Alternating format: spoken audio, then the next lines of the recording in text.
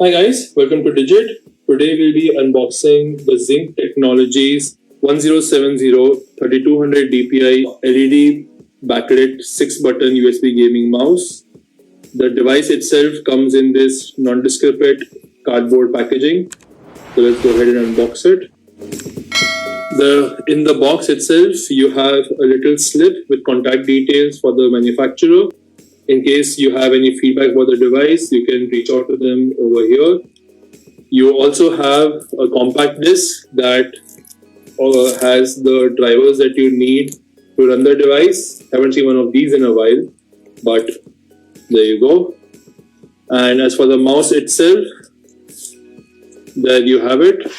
The 1070 3200 dpi LED backlit gaming mouse.